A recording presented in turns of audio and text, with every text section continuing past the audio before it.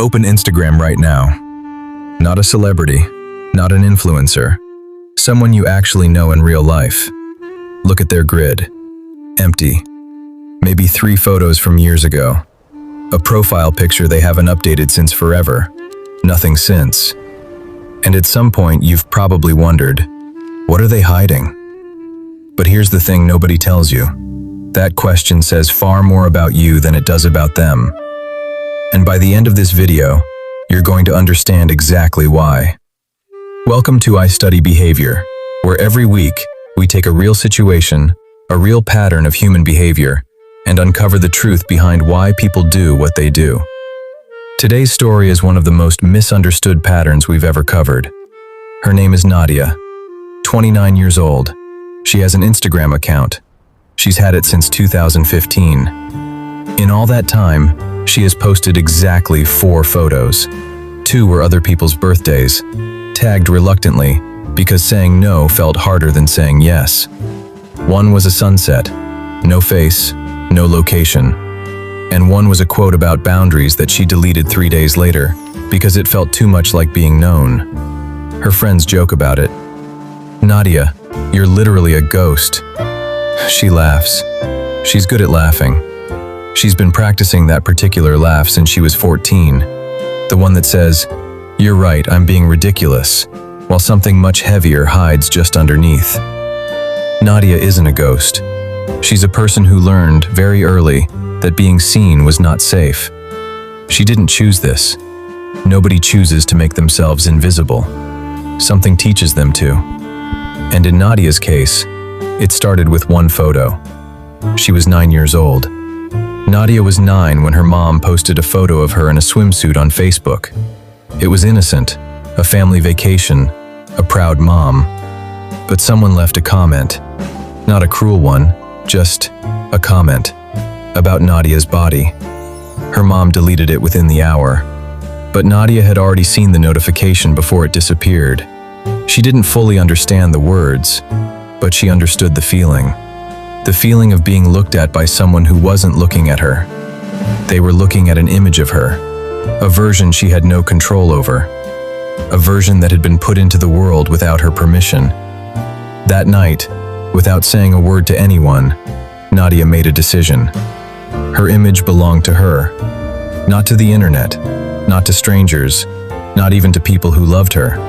And she would guard it the way you guard something that was almost taken from you once. By 16, Nadia had built a complete set of invisible rules for how she moved through the world. Never post your face. Never share your location in real time. Never express a strong opinion. It invites people in, and people can use what's inside. If you have to post something, make it forgettable. A sunset, a coffee cup. Nothing that could be traced back to who you really are. She never wrote these rules down. She never even thought of them as rules. They were just instincts. The way you don't touch a hot stove after being burned. You don't rehearse the decision. Your hand simply doesn't go there. And here is what most people completely miss about Nadia. These rules weren't paranoia. Every single one of them was built from a real moment where being visible had cost her something. The classmate who screenshotted her story and sent it around school.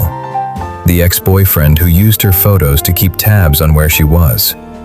The coworker who formed an opinion about her character based on a single post and repeated it to people who mattered. Nadia didn't stop posting because she stopped caring. She stopped because she cared too much about the wrong people having access to the wrong version of her. Think about the rules you carry. Not about social media necessarily, about being seen, about being known, about who gets access to the real you. Where did those rules come from? Because nobody is born with them. Something taught them. Someone taught them. Keep watching. By 25, the rule book had its own cost. Nadia had become so good at being invisible that she started disappearing from her own life. She wouldn't let her partner take photos of them together. "I just don't like how I look in pictures." That's what she said. What she meant was, if that photo exists, someone I didn't choose might see it. And if they see it, I'm exposed. And if I'm exposed, I'm 9 years old again, staring at that notification before it disappeared. She turned down invitations to events that would be photographed. She avoided places with the kind of atmosphere that made people reach for their phones. She gravitated toward people who didn't document everything, which meant she chose fewer friendships, because documenting everything had become how most people connect now. Her world got smaller, not dramatically, quietly, the way a room gets darker when someone slowly turns down the light. You don't notice until you're sitting in near darkness, wondering when it got so hard to see. She was safe. She was completely, perfectly, achingly safe. And she was alone. The moment everything shifted was small. Nadia's best friend got married.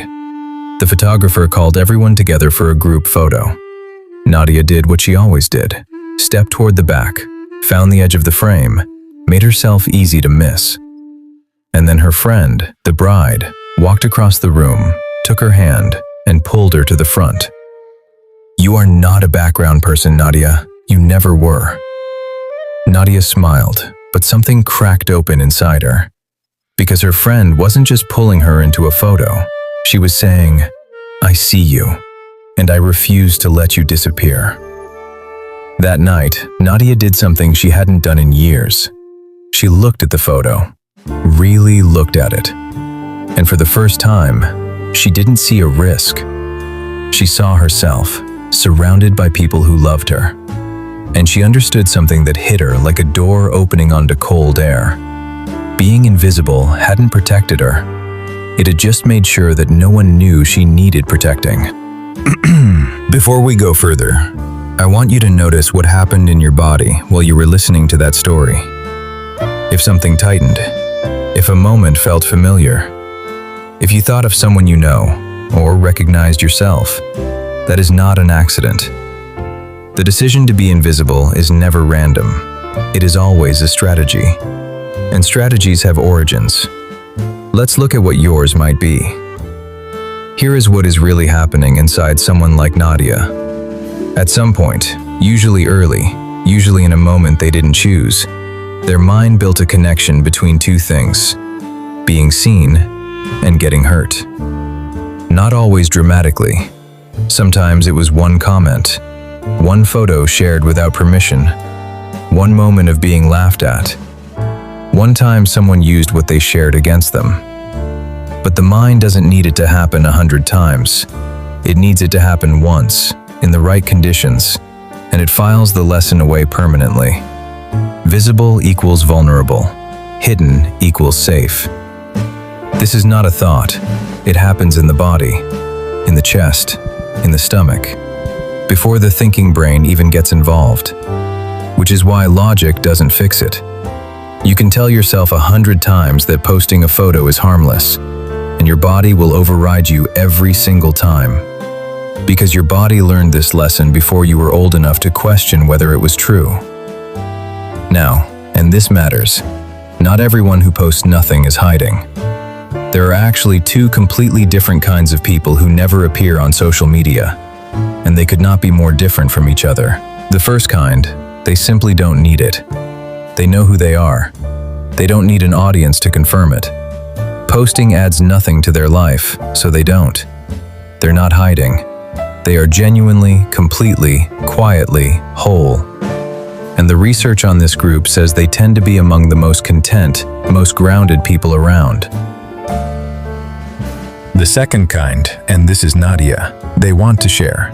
They feel the pull. They want to say, "I was here, this mattered. Look at this thing I love." But every single time they get close to doing it, a wave of what-ifs floods in. What if no one responds? What if the wrong person sees it? What if I look like I'm trying too hard?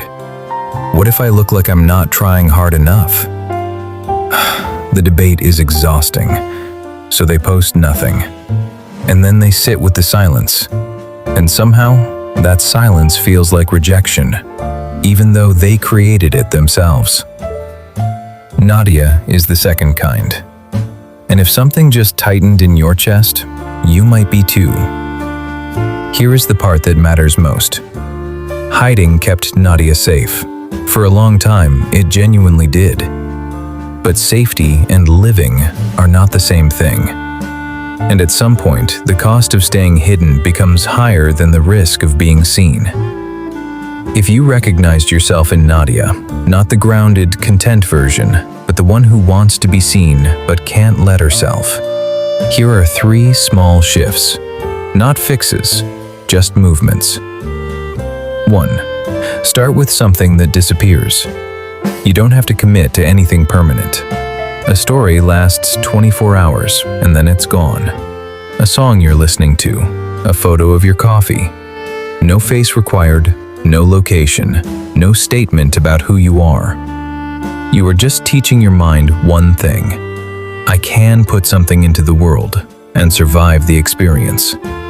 That is the only lesson, not bravery, not a transformation, just one small piece of evidence that it's okay.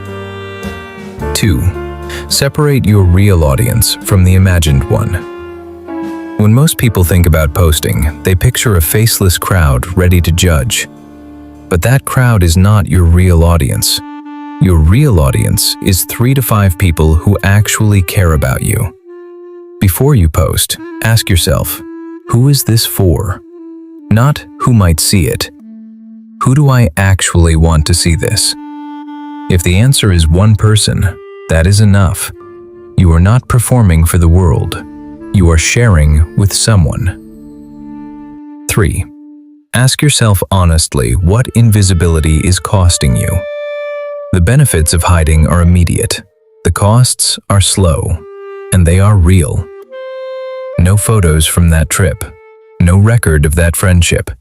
No evidence that you were somewhere and it mattered to you. You don't have to become someone who shares everything, but you are allowed to exist in the record of your own life. The question isn't, should I post? The question is this: if I never appear anywhere, will I one day wish I had? Nadia didn't suddenly become someone who posts every day. That was never the point. But the week after the wedding, she did something she hadn't done in years. She posted the photo, not cropped, not filtered. Just herself, in the front row, hand in hand with her best friend. She sat with her phone for a long time after she posted it, waiting for the thing she was afraid of, the judgment, the comment, the exposure. But what came instead were people she hadn't spoken to in years. You look so happy. This made my day. I've missed seeing you. She hadn't been protecting herself from harm. She had been protecting herself from being loved. And the two had felt exactly the same for so long that she couldn't tell them apart. If this video described you, if you're the person who always steps out of the frame, who hasn't posted in months or years, who watches everyone else's life but never shows their own, leave one word in the comments. Just one word that describes why. Not an explanation, not a justification, just the word. You'll see how many people are reading it and finally breathing. And if someone in your life goes quiet online and you've never understood why, share this with them.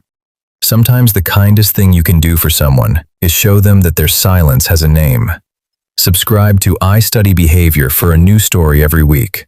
Real people, real patterns, the truth behind why we do what we do. I'll see you in the next one. The video right there is called You Didn't Have a Childhood. If you recognized yourself in Nadia, if you learned early that being seen was dangerous, there's a very good chance that lesson started much earlier than you think. That video is about exactly where it started and what it's been costing you since. It's right there.